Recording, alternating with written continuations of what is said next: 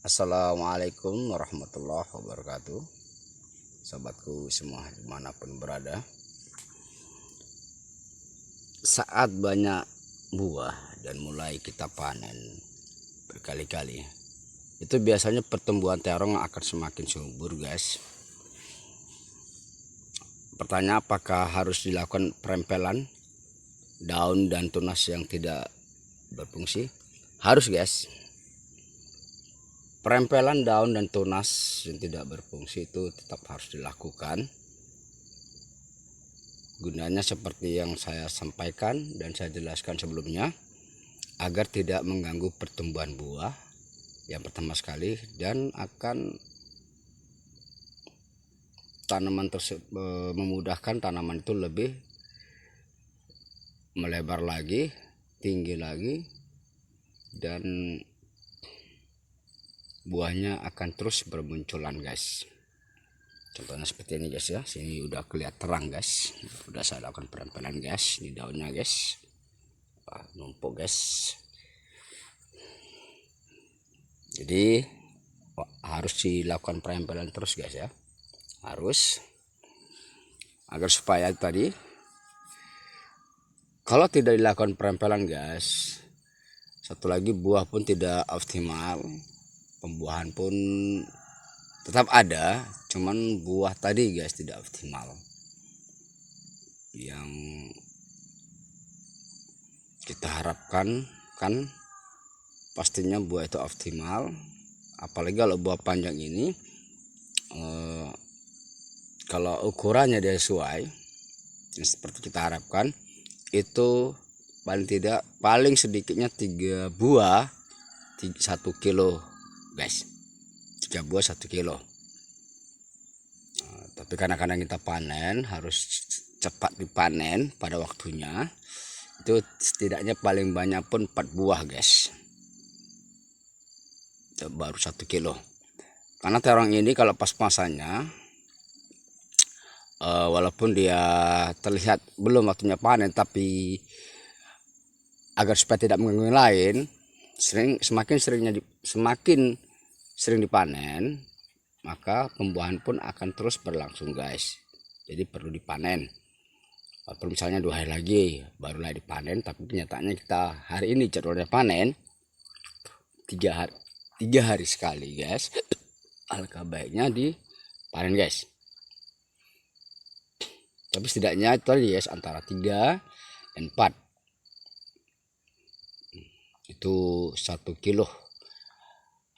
Makanya saya pernah menyampaikan sebelumnya, perempelan daun itu harus tetap dilakukan, guys. Harus, guys. Ini adalah jenis buah yang panjang, guys ya. Kita bisa lihat sendiri, guys. Alhamdulillah. Setiap di bawah ada buah, guys, di atas juga, guys ya.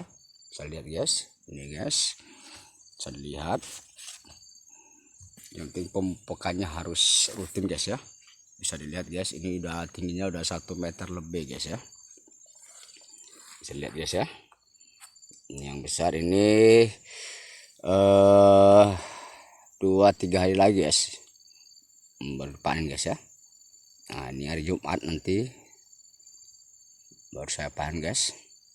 Udah waktunya panen, guys ya. Saya lihat, guys, ini. Nah, ini pun kalau misalnya aja dia tanggung, guys, terpaksa juga harus panen, guys. Jadi 1 batang terkadang bisa 2, kadang 3, tapi gue rata 1, guys.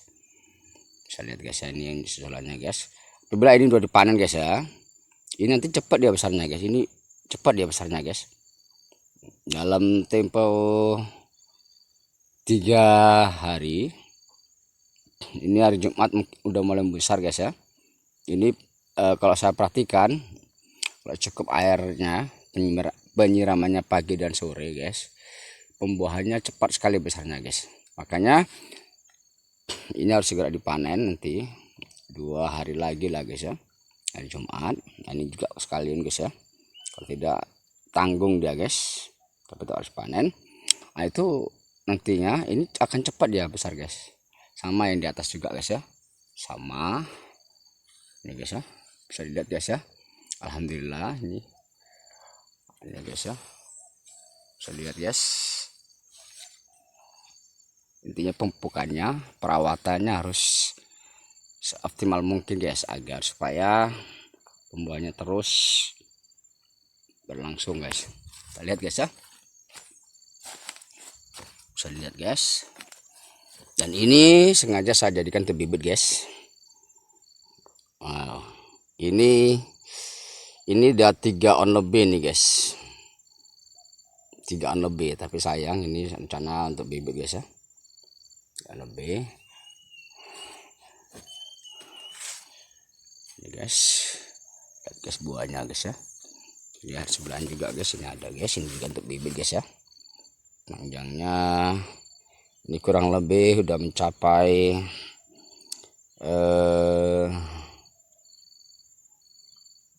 sekitar kurang udah panjang kali ini guys, sudah 37 udah nyampe nih guys.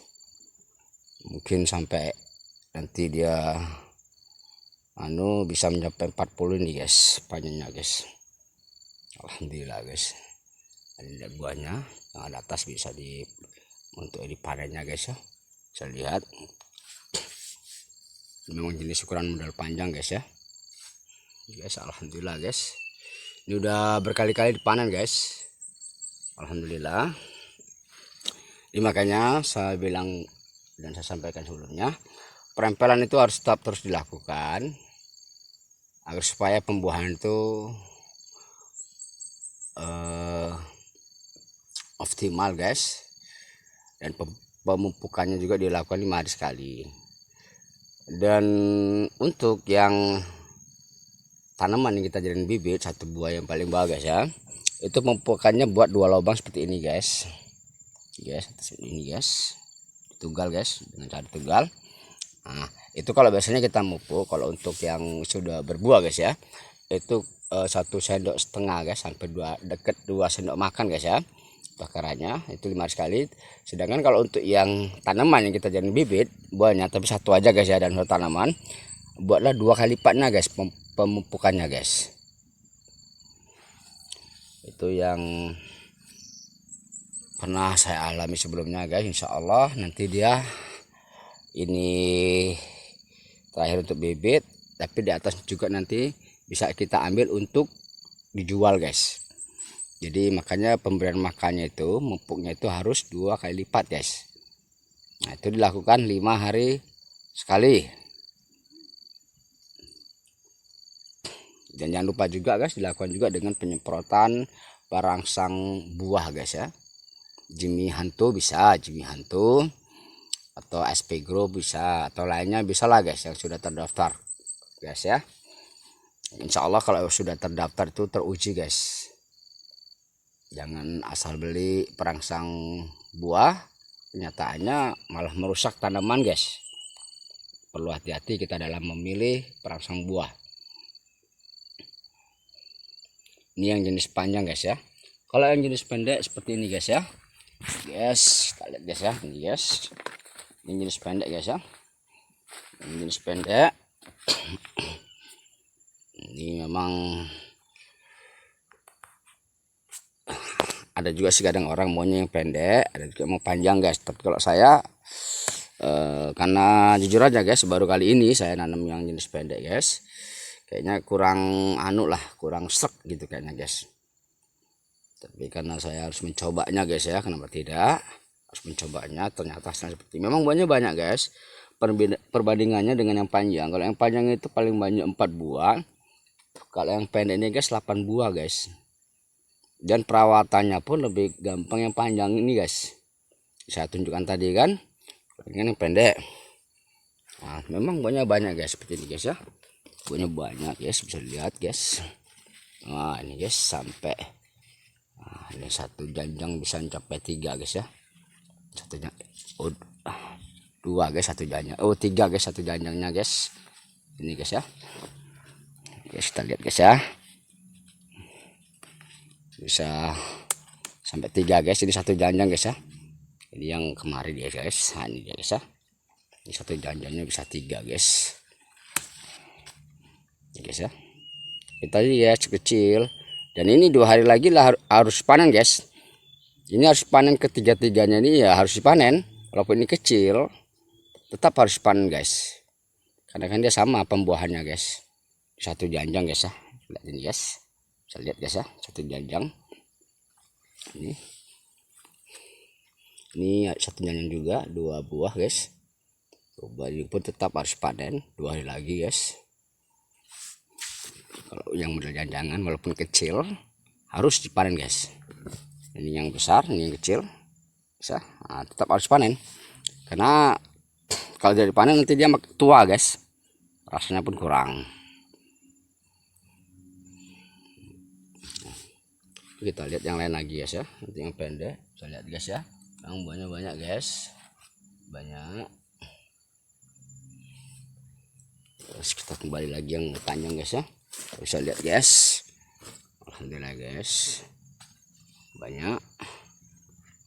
Insya Allah guys ya, tutorial tentang tanam terong ini udah saya sampaikan sebelumnya. Nanti akan saya sampaikan lebih jelas lagi. Bisnis budidaya terong ini menjanjikan guys, menjanjikan sekali sebenarnya. Ini guys ya, ini 2-3 hari lagi udah bisa dipanen guys ya. Ini guys ya, ada 2 buah guys, 2 buah. Nah, ini harus dipanen memang agar supaya nanti yang ini menyusul guys ya. Menyusul ini 1 batang guys ya, menyusul ini juga nantinya guys. Ini harus seperti itu guys, seperti ini dia guys. Bisa lihat buahnya guys banyak. Alhamdulillah guys ya. Bisa lihat guys, alhamdulillah.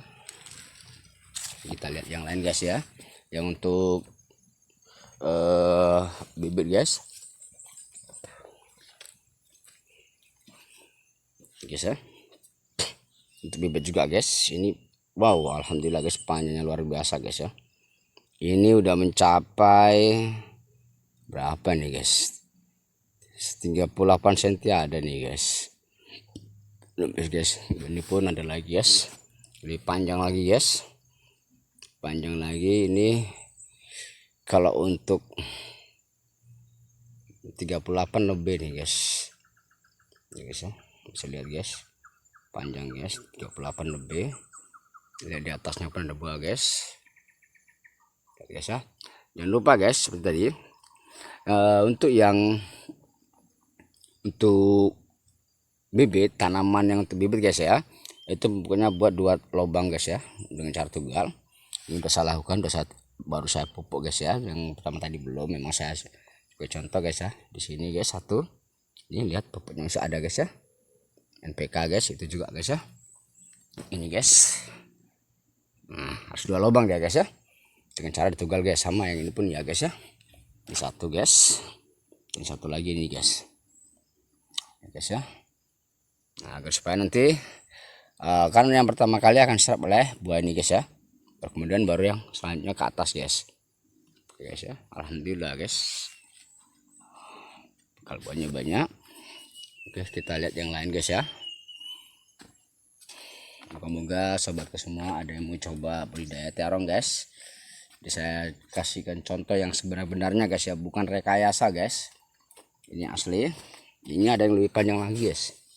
Wow, Insya Allah. Ini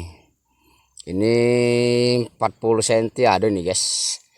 Kurang pun dikit aja guys, 39 lah guys ini.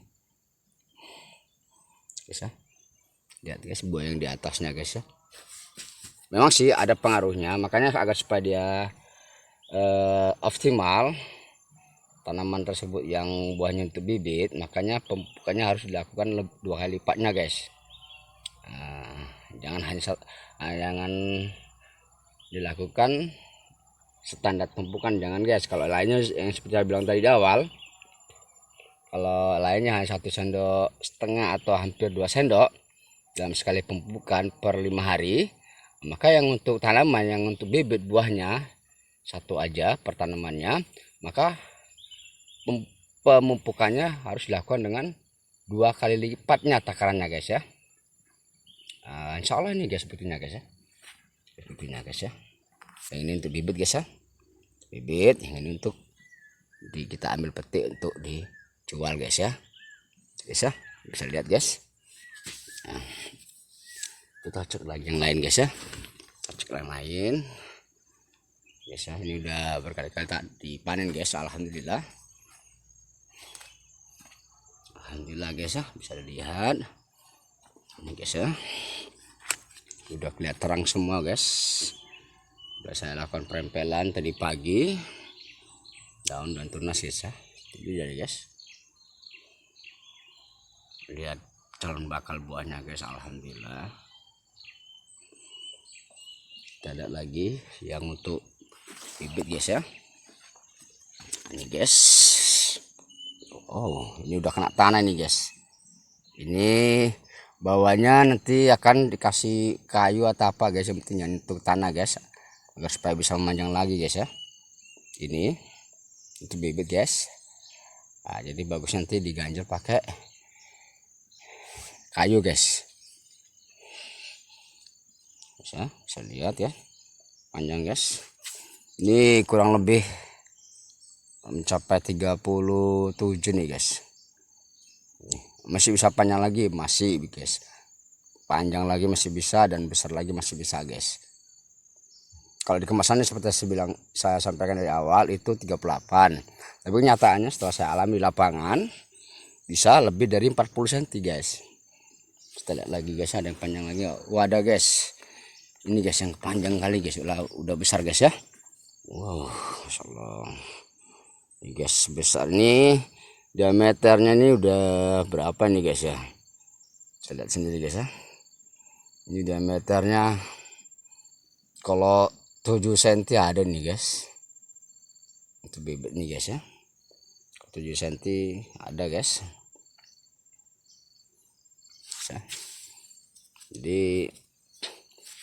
Jadi perempelan harus tetap dilakukan agar supaya pembuahannya itu optimal, terus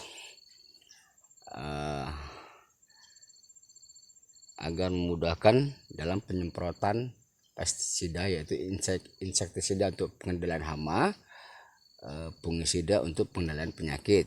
Jadi waktu kita melakukan penyemprotan tadi, dia mudah menembus ke seluruh bagian tanaman guys. Makanya dilakukan perempelan dan daun dan tunas guys. Itu sangat dan perlu sekali dilakukan guys. Kita bisa lihat guys ya. Alhamdulillah guys, ini bisa calon buahnya banyak di atas guys. Kita lihat sendiri guys ya. Alhamdulillah.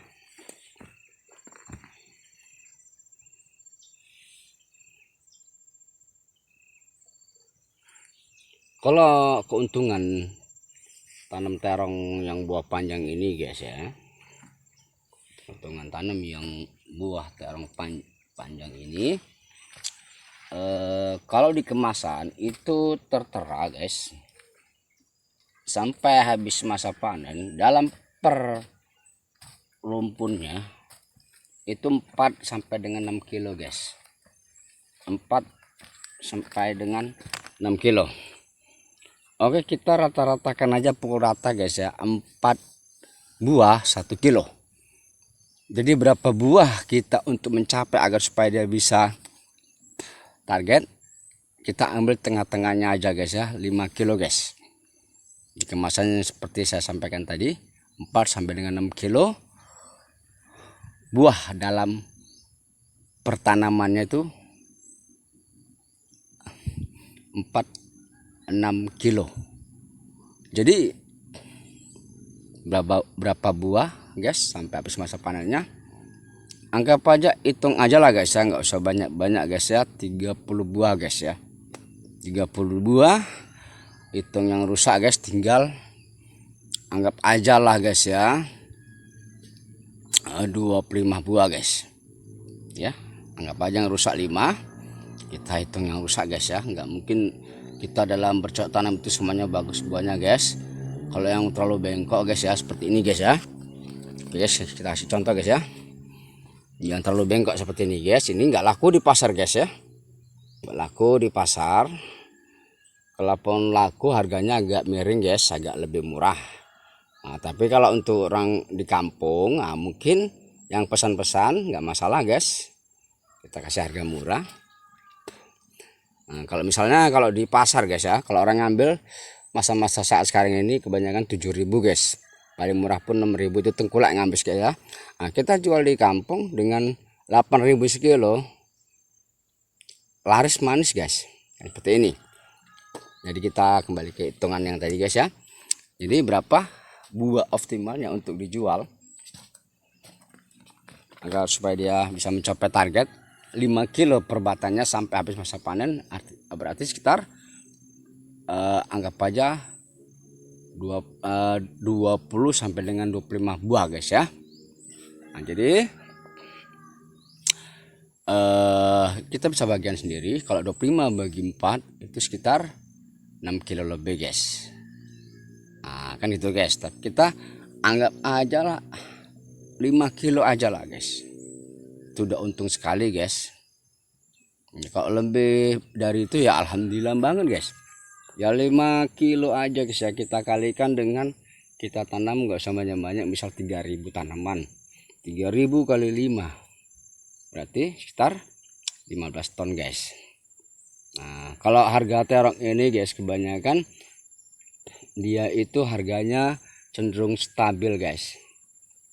Nah, kalau daerah saya sini rata-rata orang ngambil, kalau pengalaman saya ya guys ya, itu 7.000 guys. 7.000 kalau pas memang tengah banjir, tengah banyak terong itu 6.000. 5.000 pun ada tapi jarang guys. Kebanyakan 6.000, 7.000 guys. Itu kalau pas misalnya tengah banjir panen, di sini banyak. Nah, kali saja kita ambil tengah guys ya. Paling kecil aja 5.000 guys. 5.000 kali yang saya sampaikan tadi berapa guys?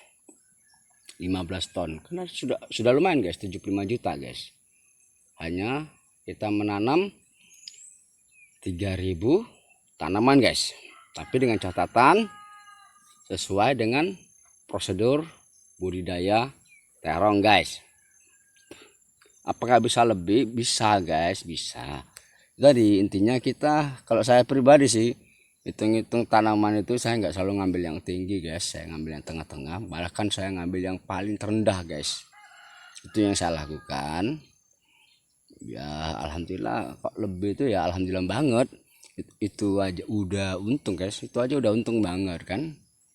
Kalau 3.000 itu kalau modal, kalau ya lumayan juga modalnya guys, karena kan kita perlu pupuk organik atau pupuk kandang kotoran ayam guys ya.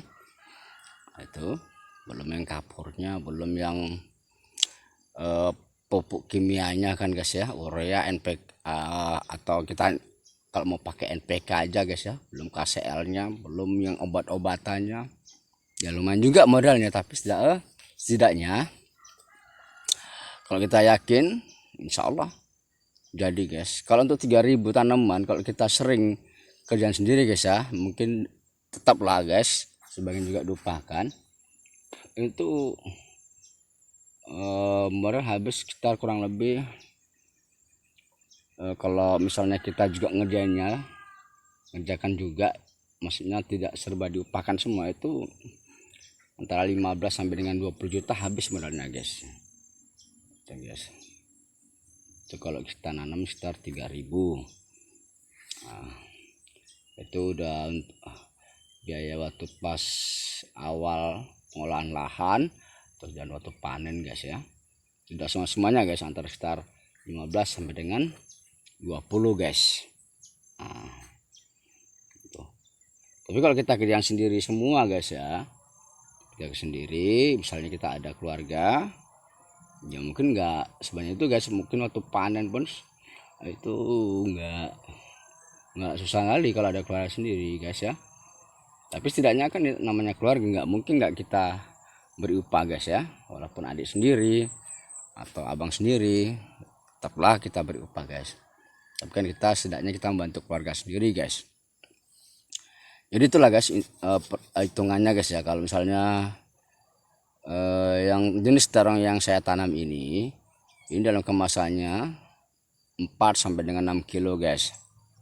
Jadi itu tadi guys, kalau rata-rata 4 aja lah kita hitung guys ya, 4 atau 5 aja pun guys ya, 5 aja udah untung juga kok guys, rata-rata 5.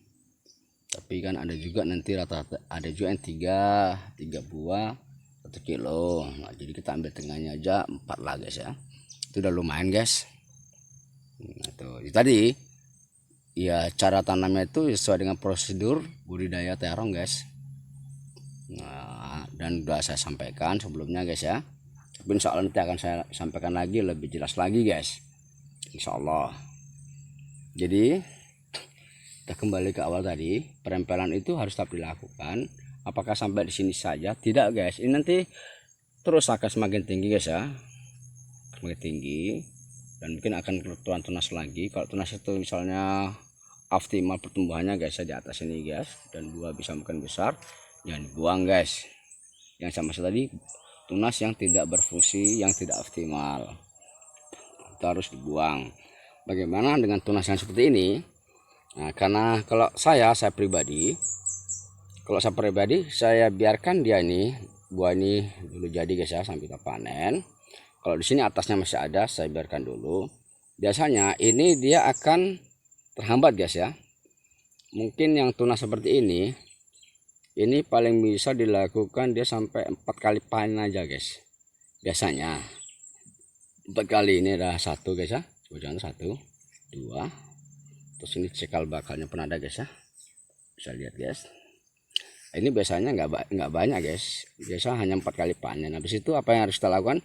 Kalau saya pribadi ini saya buang guys, selanjutnya guys saya patahkan, saya buang. Jadi hanya atas saja guys nanti yang saya hidupkan guys, hanya atas saja. Nah, jadi makanya perempelan tunas itu tetap harus dilakukan, daun juga guys ya, juga karena nanti dia akan semakin tinggi guys. Ini sampai tingginya 1,5 meter guys, bahkan lebih guys, bahkan setinggi saya guys. Saya tingginya 160 guys ya, bahkan tingginya bahkan bisa lebih dari saya tingginya guys. Nih kalau pengalaman yang saya alamin selama ini guys. Nah, jadi perempelan tetap harus dilakukan agar pembuahan itu optimal, pertumbuhan juga optimal guys ya. Tuh. Dan pemberian pupuknya itu tetap guys 5 hari sekali sampai habis masa panen guys. Kalau kira-kira memang produksinya udah tidak memungkinkan, tidak layak lagi, nah, kan terkadang dia akan tetap terus berbuah guys. Tapi kan kadang semakin lama tuh buahnya agak keras guys, walaupun masih muda guys, agak keras. Dan pihak pasar pun biasanya udah nggak mau lagi, walaupun dengan harga murah itu nggak bisa lagi guys, berarti harus dicabut guys. Tapi terkadang guys ya, kalau pas yang saya alamin guys ya, kalau terus perawatannya bagus guys, itu kadang malah lebih dari target guys pembuahannya dan hasilnya juga guys. Itu yang saya alamin guys ya, insya Allah malah lebih guys. Artinya rutinitas pemupukan tadi, penyemprotan pestisida yaitu insektisida untuk pengendalian hamanya, fungisida untuk pengendalian penyakitnya, itu harus tetap dilakukan. Tuh guys ya, pemupukan juga perangsang buahnya, karena di perangsang buah itu juga sudah ada untuk perangsang daun juga guys. Walaupun sebutannya hanya untuk perangsang buah, tetap ada juga untuk perangsang daun juga atau batang. Nah, jadi jangan lupa juga memakai perekat guys. Guna perekat tadi yang seperti saya sampaikan sebelumnya, itu untuk membantu pestisida tadi dan perekat tadi agar supaya bisa menembus ke dalam jaringan tanaman guys. Tuh, jadi agar tidak mudah diserang hama, apapun hamanya guys ya. Dan untuk masalah insektisida dan fungisida sudah saya sampaikan sebelumnya guys ya. Oh guys, bisa dilihat guys ya, alhamdulillah guys, bisa lihat guys buahnya guys ya, di dalam setiap pohon guys ya. pohon ini kan.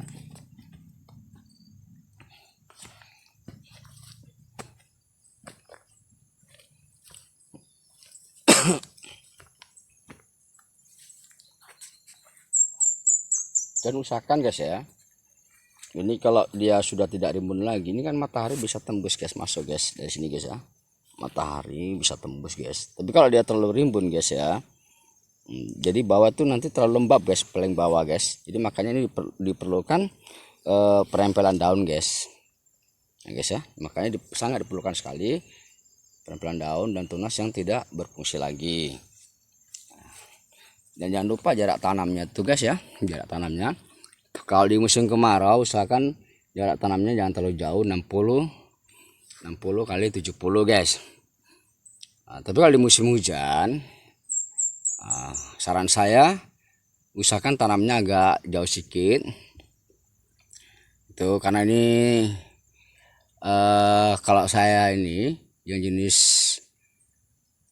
terong panjang, besar dan panjang, ini kan daunnya lebar guys ya, lebar. Jadi kalau musim hujan usahakan jarak tanamnya 80 kali 90 guys kalau di musim hujan guys ya. Karena ini jenis terong ini saya bilang tadi tingginya bisa mencapai setinggi saya guys ya, 160 bahkan lebih guys ya. Dan batang tunasnya itu bisa melebar guys, daunnya juga besar. Jadi diperlukan jarak yang agak lebar guys kalau musim hujan. Kalau musim kemarau itu cukup dengan jarak 60 kali 70. Jadi kita lihat keadaan cuacanya juga guys waktu kita mau tanam terong ungu jenis besar dan panjang ini. Bagaimana dengan jenis terong yang buah pendek guys? Kalau jenis terong yang buah pendek guys, itu jaraknya tetap sama, nggak masalah guys, walaupun musim hujan dan musim panas tetap jaraknya 60-70 guys ya, tetap jaraknya 60-70 karena dia satu daunnya nggak begitu besar guys ya, udah gitu pemekaran atau cabangnya tadi nggak begitu melebar guys. Kalau yang saya alamin sudah buktikan sendiri guys ya, jadi nggak perlu, saran saya ini berdasarkan pengalaman saya sendiri, jadi nggak perlu harus lebar sangat. Kalau walaupun musim hujan tetap biasa aja guys, 60-70. Bahkan kalau di musim kemarau saya sarankan lebih dekat lagi guys, 60 kali 60 pun nggak masalah guys. Karena tapi maaf guys ya, tergantung jenisnya juga guys. Kalau dia jenisnya modelnya ditanam yang misalnya ada tertera tahan virus, itu biasanya itu lebih cenderung ditanam bagusnya di musim kemarau guys. Kalau ada tertera dalam kemasan tadi tahan virus, virus biasanya tahan virus GM virus, artinya Gemini virus. Itu kalau musim hujan alangkah baiknya lakukan agak lebar sedikit, 70 kali 80 guys. Karena itu rekomendasinya biasanya lebih ditambahkan di musim kemarau. Jadi kalau musim kemarau usahakan dekat aja nggak apa-apa guys, 60 kali 60 guys kalau musim kemarau guys ya. Tapi kalau di musim hujan saran saya sih usahakan 70 kali 80. Kan 70 ya, 70 kali 80 guys. Karena kalau jenis terong seperti itu tadi rekomendasinya atau lebih ditambahkan di musim kemarau. Tapi ada juga jenis terong yang apabila tertulis di kemasannya dengan spesifikasinya yaitu toleransi, misalnya toleransi layu, toleransi GM virus, Gemini virus. Nah, itu standar aja ditanam guys, tetap ukuran 60 kali 70. Itu kalau berdasarkan pengalaman saya guys ya. Atau itu bisa ditanam di musim kemarau, bisa ditanam di musim hujan. Kalau yang seperti itu yang model toleransi layu bakteri atau layu fusarium atau toleransi Gemini virus itu guys. Nah itu eh, yang jenis terang panjang juga ada juga guys, dia warna ungu terang seperti ini juga guys. Itu ada juga, saya dulu ngalamin guys, panjangnya bisa mencapai 40 lebih, padahal di dalam kemasan itu tertera 36 cm panjangnya guys, tapi kenyataannya di lapangan yang saya alami bisa 40 cm lebih guys. Nah itu saya lakukan jaraknya tetap sama guys, 60 kali 70 guys, dan itu tingginya pun sama dengan terong yang saya tanam sekarang ini guys ya, sama guys, yang panjang sekarang ini guys sama. Itu ya memang luar biasa sekali guys yang sebelumnya, tapi waktu itu saya nggak sempat buat bibitnya guys ya, karena memang pihak perusahaan nggak buat lagi guys ya. Itu sama ya, besarnya panjang sama, bisa lebih dari 40 cm guys. Itu tapi sayang sekali saya nggak sempat buat bibitnya, karena saya pikir masih ada perusahaan memproduksi bibitnya guys. Makanya kalau untuk ini saya buat bibitnya guys, karena memang udah saya tanya ke langganan saya guys ya, termasuk di toko online itu ada LM3 Agro. Nah, itu Pak Budi yang punya guys. Nah, itu memang saya selalu pesen bibit pertanian ini kayak beliau. Nah itu memang beliau sendiri mengatakan mungkin udah nggak ada lagi kayaknya stoknya, dan saya coba tanya ke lain juga di website pertanian Indonesia, itu juga memang udah nggak ada lagi ya, bahkan tempat Pak lain juga memang udah nggak ada lagi tuh. Jadi makanya itu tadi saya bilang dari awal, untuk kali ini ya saya jadikan bibit gitu. Gimana sih, banyak emang yang saya katakan di awal nggak bisa, kalau bisa banyak sedikit, saya akan buktikan guys ya, akan buktikan insya Allah bisa. Karena kalau nanti berhasil kan insya Allah kawan-kawan lain juga bisa ngikutin guys ya, insya Allah guys ya. Kalau misalnya berhasil kawan-kawan lain juga bisa ngikutin, karena emang budidaya terong panjang, besar dan panjang ini sangat menguntungkan sekali guys. Perawatannya nggak ribet, yang penting rutinitas ya, rutinitas dilakuin insya Allah guys, insya Allah jadi. Yang nggak jadi itu, yang nggak bisa berhasil itu kalau nggak mau mencoba guys, nggak mau mencoba, nah itu ya nggak jadi guys. Misalnya kalau kita coba berusaha, kita lakukan sesuai dengan budidaya terong yang sebenarnya insya Allah jadi guys. Nah, jadi waktu kita tanam terong itu lihat guys ya, sekali lagi yang tertera dalam kemasan.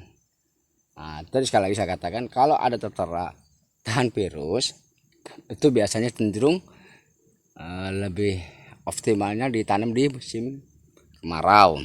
Itu biasanya seperti itu yang saya alami selama ini. Tapi kalau ada tulisannya tertera toleransi, nah itu biasanya lebih cenderung lebih bagus lagi tanam di musim hujan. Di musim kemarau bisa cuman perawatannya harus lebih ekstra guys. Seperti tadi saya sampaikan tadi, saya juga pernah ngalaminya di bibit jenis besar dan panjang, bisa lebih dari 40 cm, dimana dalam kemasan tertera hanya 36 cm. Itu ekstra banget guys perawatannya, padahal itu saya rutin sekali saya mengendalikan pestisidanya, itu insektisida dan fungisidanya, tapi kutu kebul masih tetap menyerang guys. Jadi ya habis-habisan saya mengendalikannya, terus saya coba dengan sunlight dan alhamdulillah berkurang. Kalau ini alhamdulillah guys ya, walaupun sekarang ini musim ekstrim guys ya, panasnya luar biasa, dan sekarang ini alhamdulillah kemarin sudah ada mulai hujan guys, mana sebelumnya udah lama nggak ada hujan guys ya. Alhamdulillah guys, bisa lihat guys ya, kutu kebul nggak ada guys, entah mungkin belum nongol, nggak tahu guys ya, mudah-mudahan jangan sampai ada. Ini yang termasuk jenis terong yang tahan virus guys, tahan virus alhamdulillah. Makanya dalam tanam tumbuh apapun guys ya, dalam budidaya tanam apapun, kalau kita mau coba lakukan, tanamlah atau cailah benih yang tertera di kemasannya itu yang tahan virus atau yang bibit unggul, tapi dengan catatan ada tertulis tahan virus atau toleransi mini virus atau toleransi yang lainnya lah guys ya. Itu harus kita perhatikan guys ya. Jadi kenapa harus seperti itu? Agar perawatannya itu kita nggak susah guys. Tapi kalau kita beli benih terong hanya disebut misalnya benih unggul, tapi tidak disebutkan tahan virus atau toleransi dan lain sebagainya, mendingan gak usah ditanam guys. Bukan apa-apa, saya tidak bermaksud untuk ibarat memojokkan masalah lain, bukan guys ya. Kalau seperti itu biasanya perawatnya agak susah guys, agak susah. Makanya karena saya lihat teman-teman saya juga seperti itu, waktu nggak ada bibit yang unggul guys ya, yang tahan virus atau toleransi GM virus atau lain-lainnya, layu bakteri atau fusarium atau bercadang atau lainnya, itu waktu saat mereka beli hanya disebut dalam kemasan benih unggul, tidak ada spesifikasi lainnya atau keterangan lainnya tentang penyakit guys ya. Itu perawatannya kewalahan mereka guys ya, bisa untung aja balik modal guys, untung aja. Jadi makanya itu saya sarankan guys ya, dalam budidaya apapun termasuk terong ini terutama sekali guys ya, kita belilah bibit yang berkualitas, yang tertera di dalam kemasan itu tahan virus atau toleransi layu sarium atau layu bakteri atau lain sebagainya guys. Karena itu menguntungkan kita nantinya guys dalam segi perawatan. Walaupun dia tertera tahan virus atau tahan layu bakteri atau lain sebagainya, ya harus tetap dilakukan penyemprotan guys, harus tetap dilakukan pengendalian hama dan penyakit guys dengan insektisida atau hama dan fungisida untuk penyakit.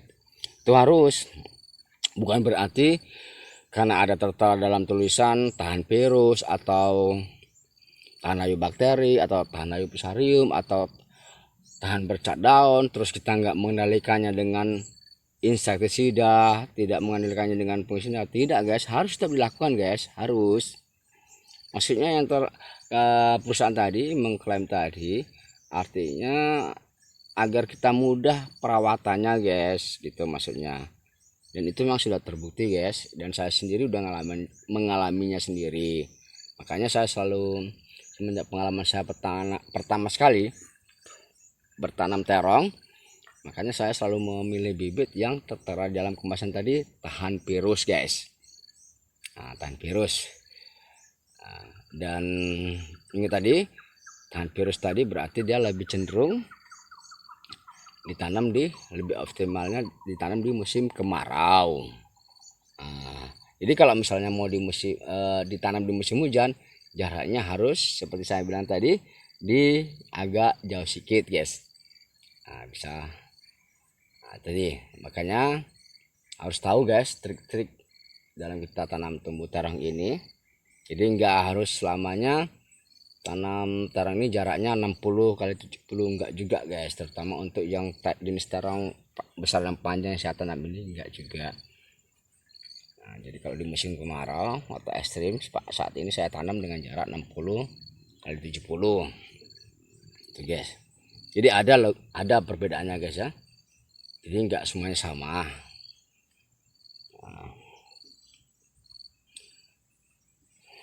Bagaimana dengan buah yang pendek? Kalau buah pendek ya sama aja guys, sama juga dengan yang buah panjang, ya beda juga. Bibit yang tertera dalam kemasan itu tahan virus atau tahan layu sarium atau tahan bakteri dan lain sebagainya guys, sama aja. Bibit apapun lah guys sama guys, mau cabai rawit, mau cabai merah keriting atau CMK atau CMB, cabai merah besar, itu sama aja guys. Jadi pilihlah bibit yang tertera di dalam kemasannya itu yang menyatakan misalnya ada tertera tahan virus, atau tahan patek guys ya. Ada tuh guys kalau untuk tanaman cabai tahan virus, terus tahan patek. Kalau tahan patek ini biasanya cenderung di cabai merah keriting guys. Kalau untuk cabai ya, contohnya red Chris guys, cabai merah keriting red Chris, merek red Chris itu tahan patek guys. Jadi artinya itu hanya bisa ditanam di musim hujan guys, red Chris. Tapi kelebihan cabai, maaf guys ya, kita agak melenceng sedikit ke cabai keriting guys ya. Kalau cabai keriting yang merek red Chris, karena saya udah pernah mengalami menanamnya guys ya, itu walaupun keriting dia masih berbuah guys, masih berbuah. Karena saya pernah nanam di musim kemarau guys ya, walaupun keriting subhanallah masih bisa berbuah guys, malah untung guys. Tapi ya memang kewalahan sih dalam pengendalian hamanya, kewalahan banget guys. Saya udah ngalamin sendiri itu cabai red Chris. Itu memang bagus walaupun keriting, saya bilang tadi masih bisa berbuah. Buahnya kecil panjang guys ya. Cabai merah keriting itu tertera dalam kemasannya tahan patek guys. Memang bener-bener tahan patek guys. Walaupun patek dia terus nggak parah gitu guys, masih bisa ditanggulangin gitu guys, kita nggak rugi dibuatnya. Tapi kalau misalnya kita nanam buah ya cabai atau terong yang tidak tertera di dalam kemasannya itu dengan pernyataan yang saya sebutkan tadi, itu mendingan saran saya sih ya kalau ada yang lain beli yang lain lah guys ya, agar lebih menguntungkan buat kita sendiri guys. Itu kalau jadi gini guys, kalau dia dalam kemasan itu menyatakan tahan patek, berarti itu tanaman tersebut lebih bagusnya ditanam di musim hujan guys. Nah itu kalau yang saya alamin guys, baik itu terong ya guys ya, mau terong bukan patek guys ya, bercak daun atau busuk buah guys ya.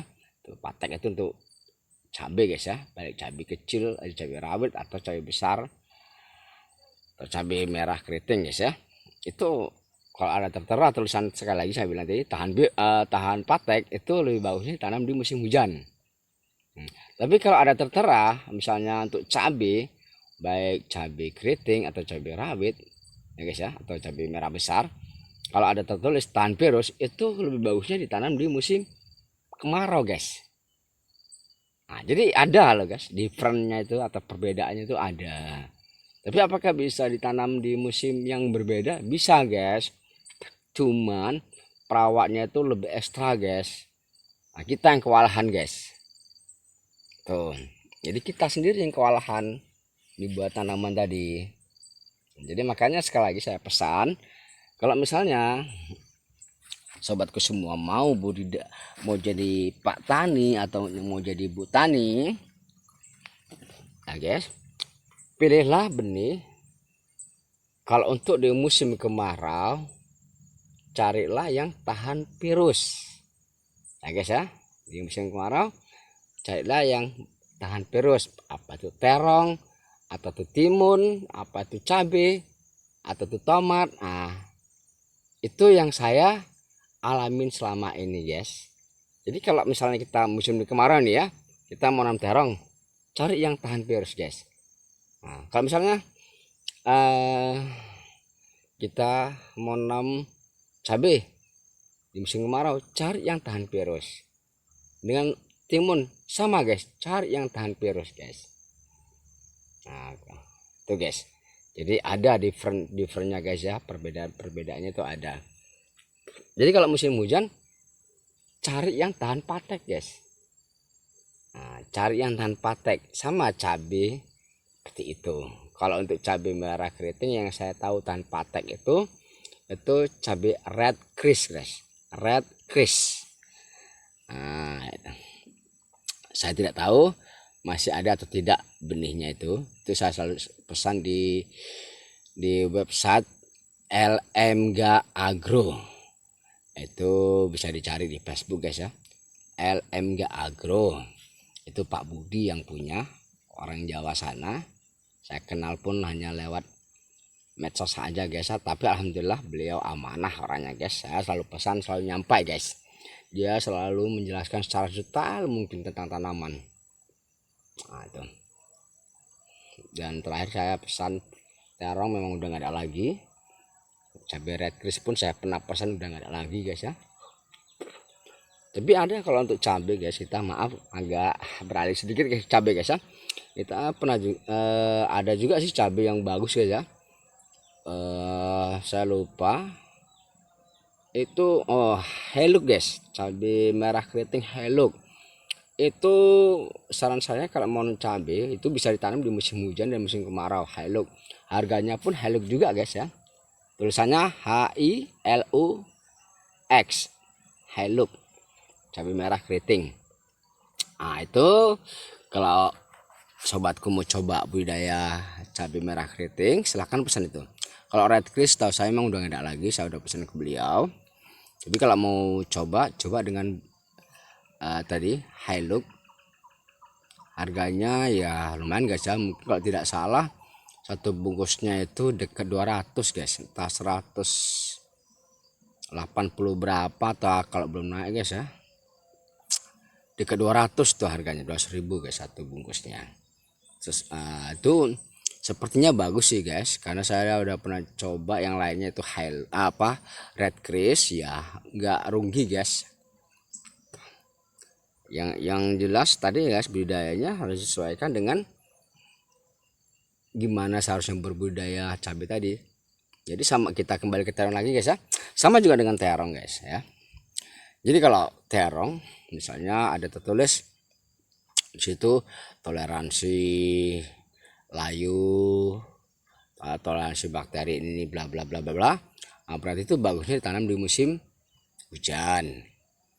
Jadi kalau dalam kemasan, saya ulang lagi, di dalam kemasan tertulis tahan virus, nah itu sebaiknya ditanam di musim kemarau guys. Nah itu. Jadi kalau kita mau jadi Pak Tani atau petani, kita harus tahu guys ya, harus tahu benar membedakan di musim kemarau jenis terong apa, jenis cabai apa, jenis tomat apa, jenis timun apa yang harus tanam. Itu ada biasanya itu tertera dalam kemasan masing-masing. Sama juga gitu, di musim hujan jenis yang gimana harus tanam, itu kita harus tahu guys.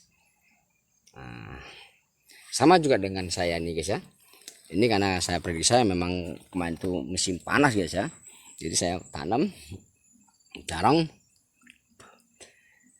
yang jenis tahan virus guys. Walaupun karena bibitnya udah nggak ada lagi, tadi saya akan coba sebisa mungkin sekaligus untuk jadi terobosan saya sendiri. Mudah-mudahan berhasil dan bisa diketunan banyak. Akan saya buat bibitnya guys ya, akan saya buat bisa ditanam di musim kemarau dan di musim hujan. Itu saya akan buat, insya Allah bantu doanya guys ya, supaya bisa berhasil nantinya. Dan moga aja kawan-kawan lainnya juga bisa mengikuti nantinya guys ya, karena memang saya sendiri pun tidak tahu kenapa kalau bibitnya bagus guys ya. Sobat semua bisa lihat sendiri, bibitnya bagus, buahnya pun banyak guys ya. Baru saya ini udah berkali-kali panen guys, masih terus ada guys ya. Nggak tahu kenapa kalau pihak perusahaan tidak produksi lagi bibit ini. Memang buahnya ya sih alhamdulillah guys. Saya sih pernah terlintas ya guys, kepingin nanam buah terong yang panjang 1 meter guys, tapi saya hanya lihat di website aja, setiap pesan kok susah banget prosesnya. Udah gitu saya takut aja guys nggak amanah. Pernah guys saya mau tanam terong sepanjang 1 meter, produk luar lah, Tapi kadang saya perhatiin macam nggak jelas gitu guys kan, di website saya nggak sebutkan apa nama websitenya apa. Nah, dan itu di situ pun saya lihat satuannya itu dengan dolar sekian sekian, waduh mahal banget. Saya hitung-hitung sampai dengan berapa sekian juta lah, pokok nggak lazim lah guys, nggak lazim gitu kan, kok sebegitunya gitu kan. Jadi kalau orang yang benar-benar membantu orang banyak macam perusahaan-perusahaan yang ada sekarang ini kan nggak mahal sebenarnya benih. Yang ini saya pertama sekali saya dulu beli harganya hanya 55.000 guys, benih ini yang saya beli guys. Jumlah benihnya itu 1.100 guys. Nah, itu hanya 55.000, beda lain sama ongkos kirimnya guys ya, beda sama ongkos kirimnya. Hanya 55.000 saya beli. Nah, makanya saya sih kepingin kali nanam terong itu panjangnya 1 meter. Saya pernah lihat di website guys ya, emang saat gambarnya itu yang panjang-panjang memang 1 meter. Ya kalau 1 meter itu bisa jadi ya satu buah itu mungkin udah 1 kilo guys. Ya mungkin bisa jadi batangnya itu ya mencapai 2 meter lebih guys ya, perkiraan saya. Kalau yang panjang terongnya 1 meter, jadi siapa tahu ada dari sobatku semua yang tahu di mana cari bibit yang terong ini panjang 1 meter, tolong kabarin saya guys ya. Silakan di kolom komentar guys, karena emang saya kepengin banget guys, saya orangnya suka penasaran ya, penasaran dan ingin coba untuk suatu hal yang unik guys. Kalau untuk tanam tumbuh terong atau yang lainnya pun saya memang orangnya dari dulu suka sekali seperti itu guys.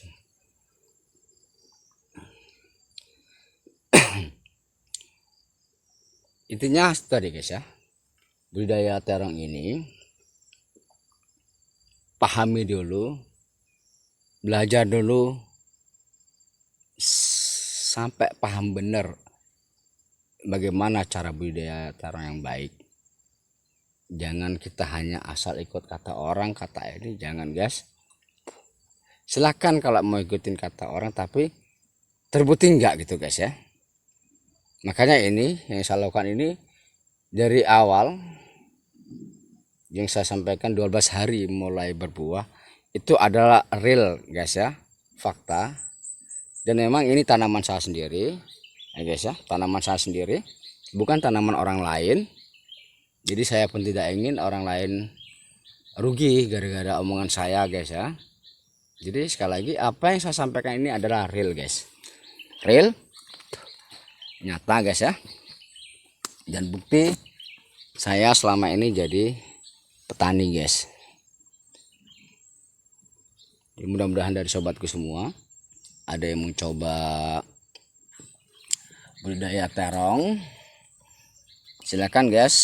Kalau kurang puas dengan pernyataan saya ini, silakan bertanya di kolom komentar guys ya, atau ikutin Facebook saya dengan nama Mulyadi, atau Instagram saya dengan nama Mulyadi Bangjai, sama dengan akun YouTube saya ini. Insya Allah guys, saya akan berusaha sebaik mungkin untuk menjawab apa yang ditanyakan guys. Masya Allah, ini lebih panjang lagi rupanya guys. Masya Allah, ini 40 cm lebih ada nih guys. Masya Allah, ini udah saya tandai memang dengan tali guys. Ini artinya untuk bibit guys. Ini dia talinya guys. Nah, ini untuk bibit guys. Wow, subhanallah, 40 cm lebih nih guys panjangnya guys. Masya Allah, nggak kelihatan guys ya. Misalnya mau bertanya-tanya tentang khusus budidaya terong ini guys, silahkan guys. Insya Allah saya akan jawab sesuai dengan pengalaman saya sendiri guys ya. Sekali lagi, bukan kata orang, bukan tanaman orang, tapi tanaman saya sendiri guys. Insya Allah yang saya lakukan selama ini terbukti guys. insya Allah. Dan memang sekali lagi saya sampaikan, budidaya terong ungu ini sangat menjanjikan guys ya. Budidaya terong ungu ini sangat menjanjikan apabila dilakukan dengan prosedur budidaya terong yang sebenarnya. Oke guys ya, apabila ada kata-kata yang enggak sesuai dengan harapan atau yang kata-kata yang enggak enak dengar, saya mohon maaf guys ya. Dan saya berharap apa yang saya sampaikan ini, walaupun ada agak melenceng tadi ke cabai guys ya, mudah-mudahan ada manfaatnya buat sobatku semua. Jangan lupa guys ya sobatku semua untuk klik like guys ya. Dan yang baru menemukan channel saya ini, yang baru bergabung di channel YouTube saya ini, silahkan klik subscribe dan lonceng agar terus dapat notifikasi kabar terbaru dari channel saya ini. Akhirul kalam, wabillahi taufiq wal hidayah. Wassalamualaikum warahmatullahi wabarakatuh.